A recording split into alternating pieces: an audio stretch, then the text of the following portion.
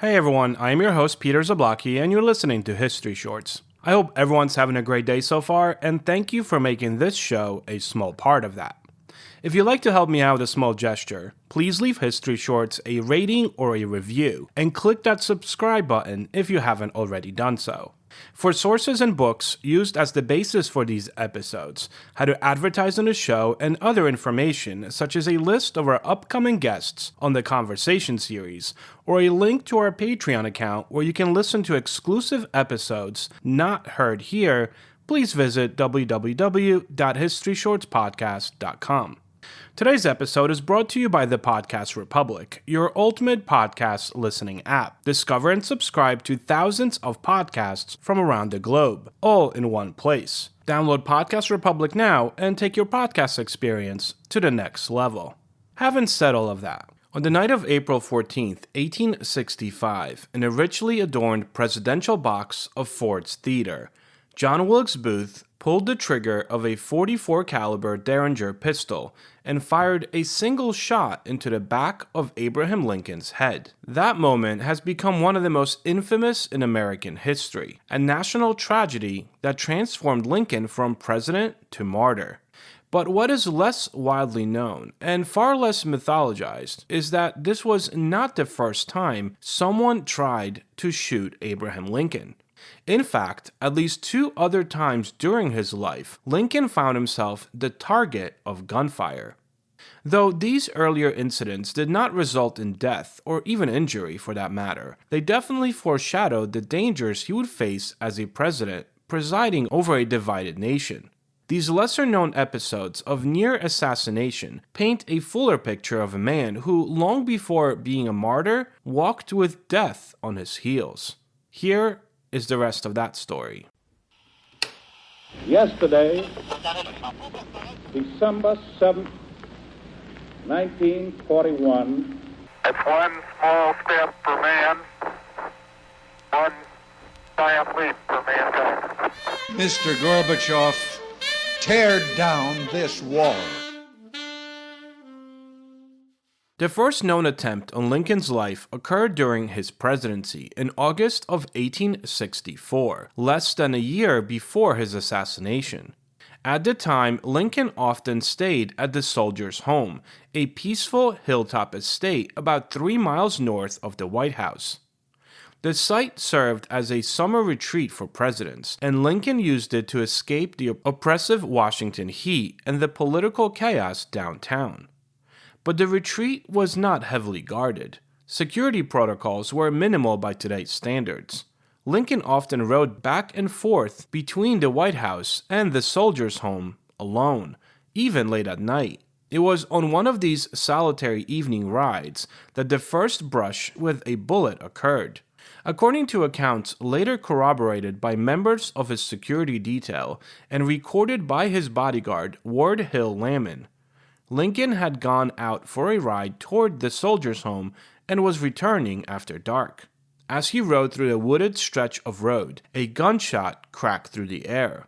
The report of the pistol was followed immediately by the whistling of a bullet that zipped past Lincoln's head and struck his stovepipe hat, knocking it off his head and onto the ground.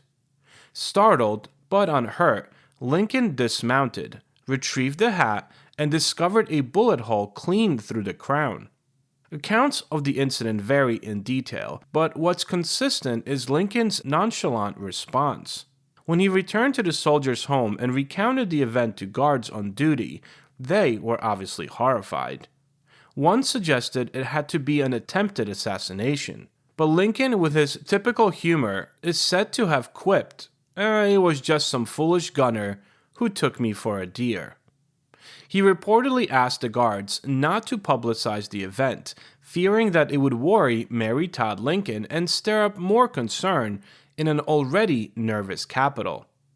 Despite his apparent bravado, those close to Lincoln were shaken. The war was still raging, and the political atmosphere in Washington was toxic. Confederate sympathizers, spies, and saboteurs were known to operate in and around the Capitol. That someone might take a shot at Lincoln was not unthinkable. It was, in the minds of many, inevitable. Yet Lincoln refused to be cowed. He continued to travel without an armed escort and to expose himself to risk, believing that to shrink behind a wall of guards would contradict the very openness and accessibility office of the president should represent. That wasn't the first time Lincoln faced the business end of a firearm, however. The earlier incident, less documented and even more mysterious, took place decades earlier, sometime in the early 1840s, when Lincoln was a rising political figure in Illinois. By this point, he had already served a term in the Illinois state legislature and was building a reputation as a formidable lawyer and Whig Party activist. It was during this phase of his life, long before the presidency, that Lincoln found himself targeted in a dangerous personal dispute. The roots of his confrontation stem from one of Lincoln's least proud moments, the so-called Lincoln-Shields duel of 1842. Lincoln, using a pseudonym, had published satirical letters in a local journal mocking James Shields, then the Illinois state auditor. The letters portrayed Shields as pompous and foolish, inciting public laughter at his expense. When Shields discovered the true authorship, he was furious and issued a formal challenge to duel. Dueling, while illegal in Illinois, was still a common way for gentlemen to settle slights to their honor. Lincoln, who hated the practice but felt cornered by social expectations, accepted. As the challenged party, Lincoln had the right to choose the weapons and terms. He picked cavalry broadswords and insisted on absurd rules. A plank dividing the duelists, no crossing allowed. Lincoln, with his towering height and long reach, would have had a clear advantage. Before any blades clashed, friends intervened and diffused the situation, and both men walked away with their pride bruised but intact. But there is evidence suggesting that some of Shields' supporters, or others embarrassed by the episode, may have sought retribution later through more violent means.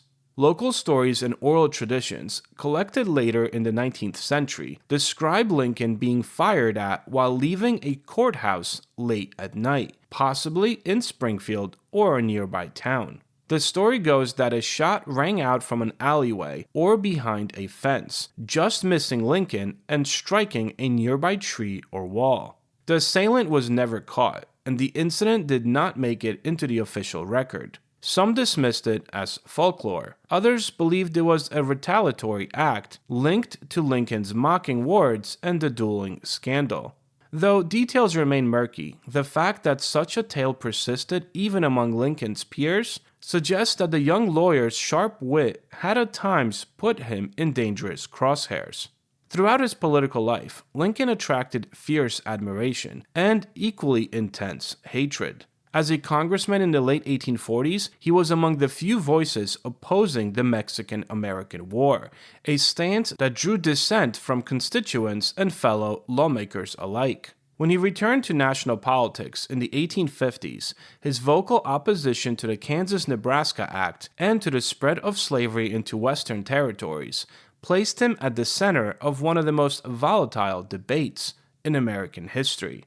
His 1858 debates with Stephen Douglas gained national attention not only for their rhetorical brilliance, but for how clearly Lincoln positioned himself as a moral opponent of slavery's expansion. That stance won him support in the North and enemies in the South.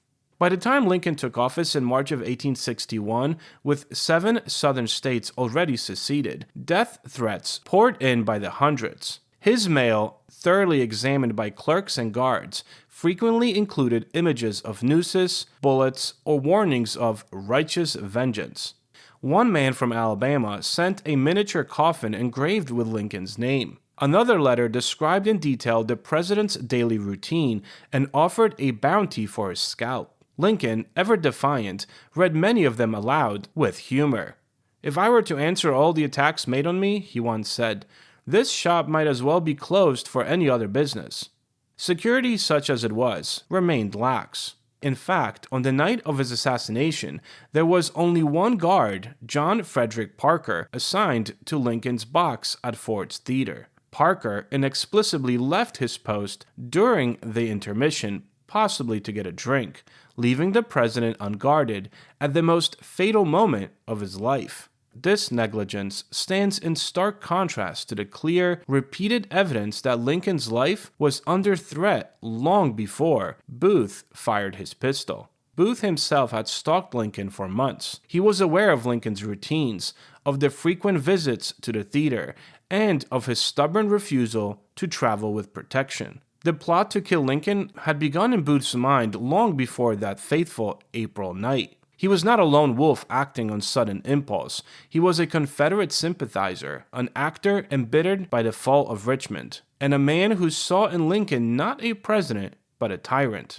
The shot Booth fired was a culmination, not an aberration. In this context, the earlier gunshots, those of the failed assassination near the soldier's home and the speculative courthouse ambush, take on added weight. They were not isolated flukes. They were early echoes of a violence that would eventually succeed. Thanks for listening. This week on the Conversation series, Brenda Wineapple discusses her newest book called Keepin' the Faith about the famous Scopes trial. W.E.B. Du Bois wrote about the trial, his magazine, The Crisis, and he said, the truth is, and we know it, that Dayton, Tennessee is America. And I thought, whoa, what do you mean by that? And I think that is a way to get to this issue of how Brian and Darrow had competing visions of democracy, because when you're talking about America, you're talking about democracy, really, in this particular sense. And I thought Du Bois is picking up on something that gets lost to us over time. And I was curious as to what that was.